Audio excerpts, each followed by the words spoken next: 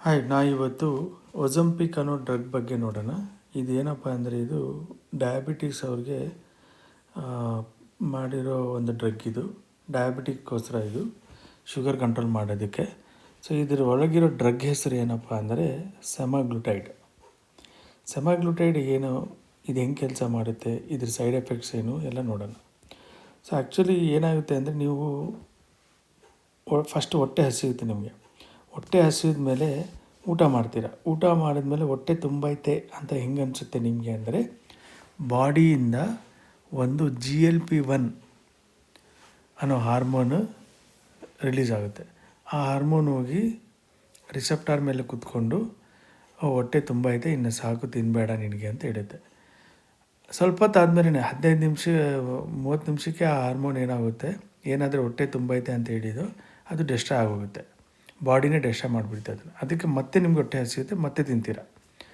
ಈ ಸೆಮಾಗ್ಲುಟೈಡ್ ಏನಪ್ಪ ಅಂದರೆ ಈ GLP-1 ಥರನೇ, ಬಟ್ ಇದು ಸಿಂಥೆಟಿಕ್, ಅಂದರೆ ಮನುಷ್ಯ ಮಾಡಿರೋದು.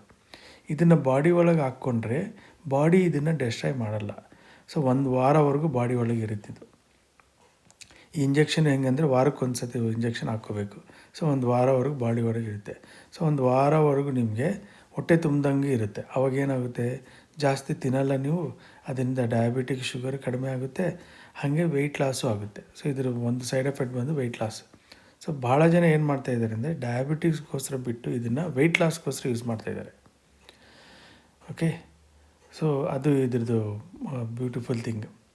ಇನ್ನೊಂದು ಏನಪ್ಪ ಅಂದರೆ, ಇದ್ರ ಸೈಡ್ ಎಫೆಕ್ಟ್ಸ್ ಜಾಸ್ತಿ ಇದ್ದಾವೆ, ಇನ್ನೂ ಹೊರಗೆ ಬರಬೇಕು, ಇನ್ನು ಕ್ಲಿನಿಕಲ್ ಟ್ರಯಲ್ಸ್ ಆಗಬೇಕು, ಆಗ್ತಾಯಿದೆ.